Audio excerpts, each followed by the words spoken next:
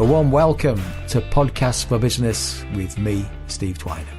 Podcast for Business is all about helping businesses to share knowledge, expertise, details of workshops, events and seminars with the wider business community. Today's podcast is brought to you in partnership with Make It York Business.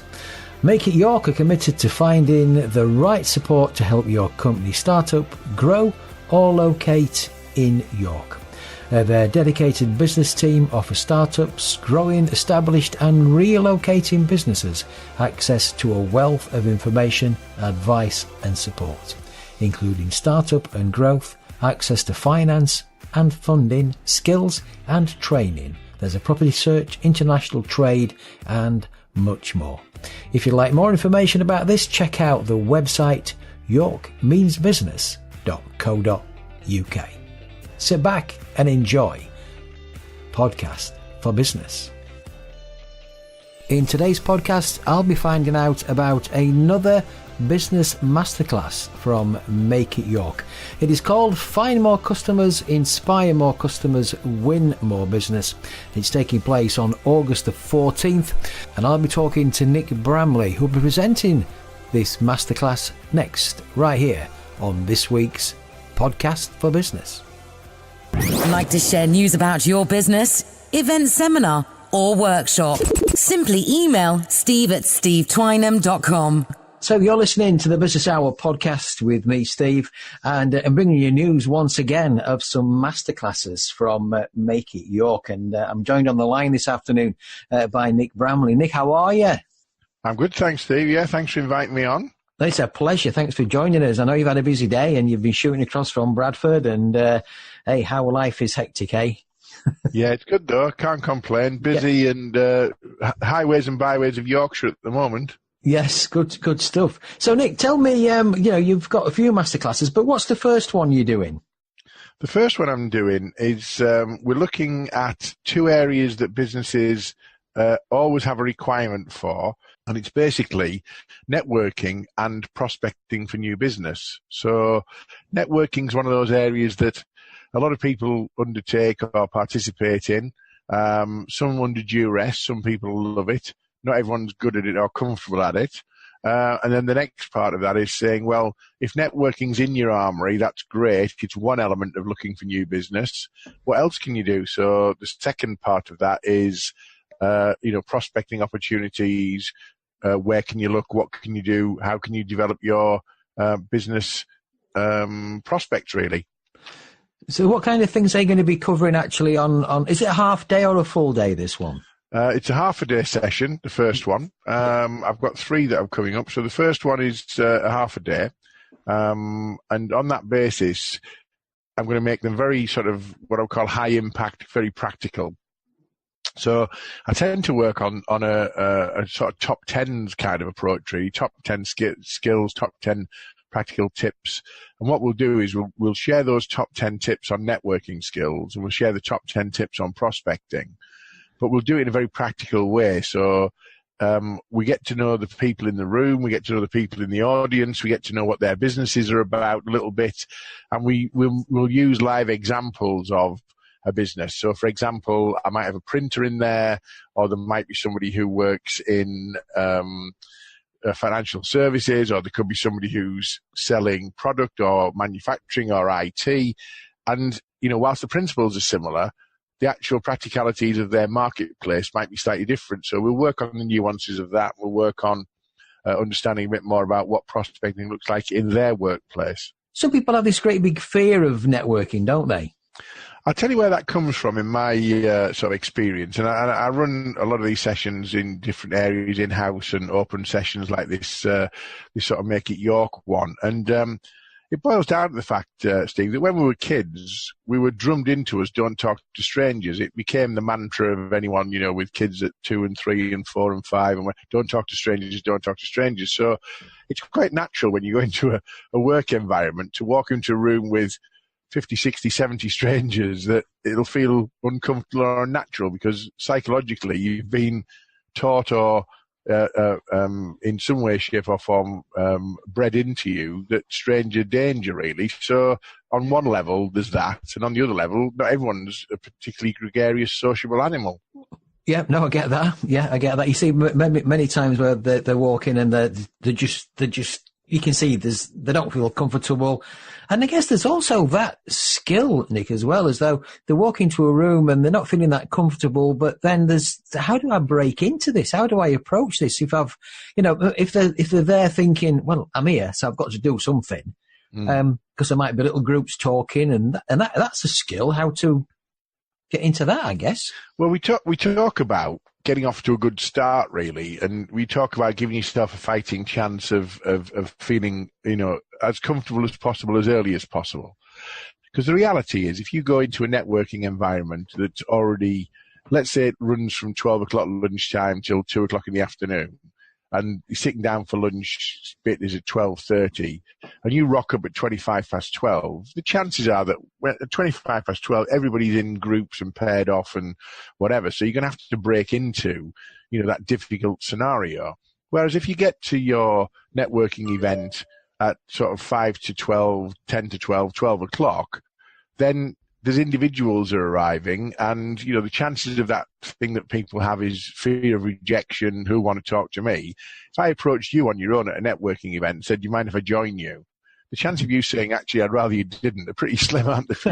Yeah, no. So we talk about sort of dynamics of people and, approaching the right people and looking for people who are potentially on your wavelength. So you look at things like, age, gender, height, sort of those kind of things, just as a starting point. If you're a slightly built, petite young lady in her early 20s, 5'1", dripping wet, and there's 2 6'6" basketball players who are middle-aged, sort of big bearded, grumpy looking blokes at the other side of the room, it's hardly likely that's going to be a good start for you to think, I'll start there. So we talk about those kind of dynamics as well, really.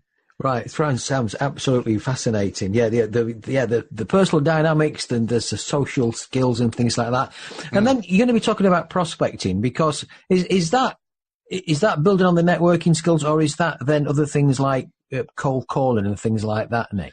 Well, one element of prospecting that when I do a prospecting workshop with people, most people say one of the things that we do is networking. So I say, right, that's fine, that's absolutely great. But the problem with prospecting is people tend to do 2 or 3 things that A, they've always done, and B, they're comfortable with.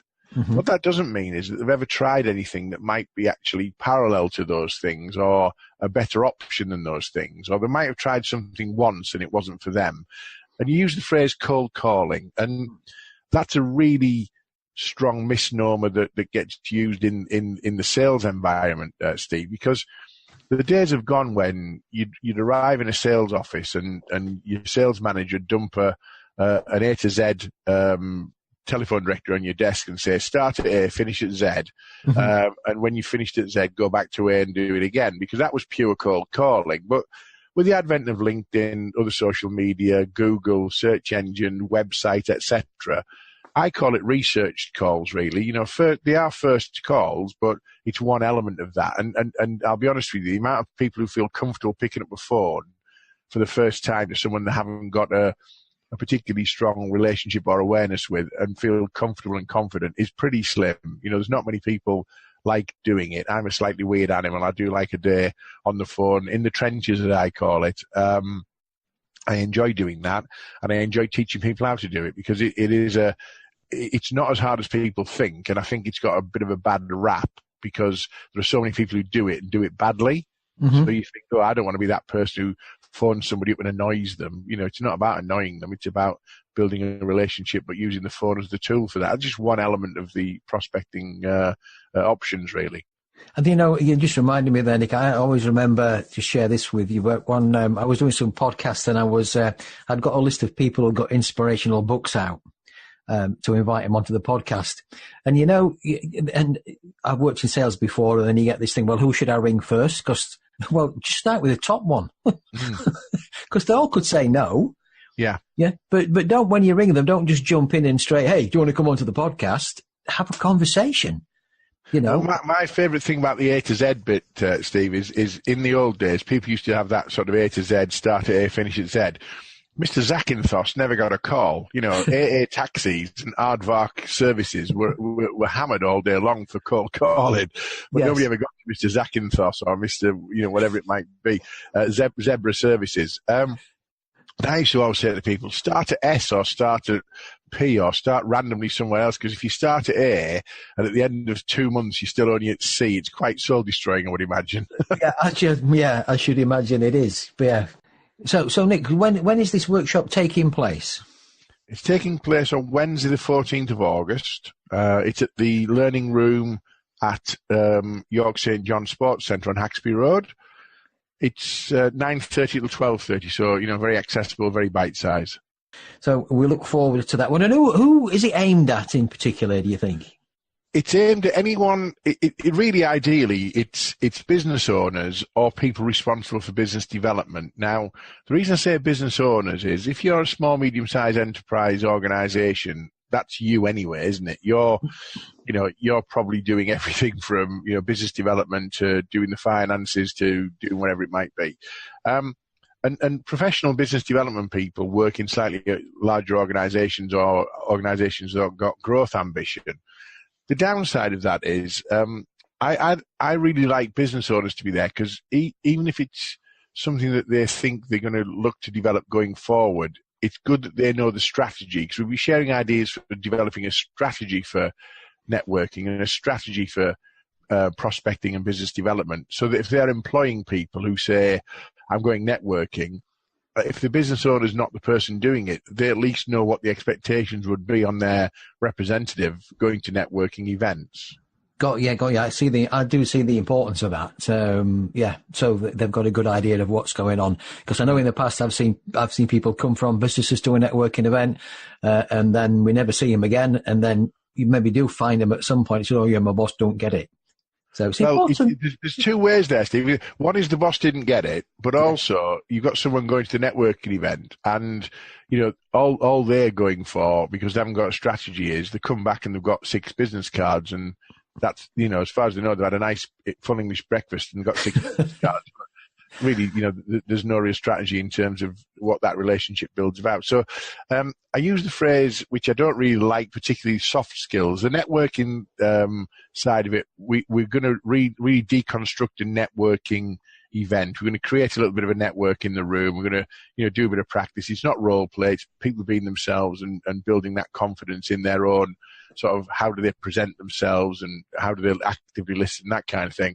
Yeah. And the prospecting is very much a practical element of how do I go about running and identifying a sales campaign, if you like, and who do I target, how do I target them, what do I do, how do I get at them. So it'll work very well and dovetail, and people go away armed with a host of things they can go away and implement that day, really, if they wanted to. Brilliant. Sounds an awesome day. And they can find more information about this at yorkmeansbusiness.co.uk. So look forward to that. Nick, thanks for joining us on the podcast and talking about that one. Whatever you're doing on the rest of the day, have a good day. Thank you very much. Nice to speak to you, Steve. Cheers. Cheers. A big thank you for taking the time out to listen to Podcasts for Business. Podcasts for Business, all about helping businesses share knowledge, expertise, details of events, workshops and seminars. If you'd like to get in touch, you'd like to feature your business or let me know about an event, all you need to do is simply email steve@stevetwynham.com. Also check out podcastforbusiness.co.uk. Podcast for Business is produced and presented by Steve Twynham. Copyright applies.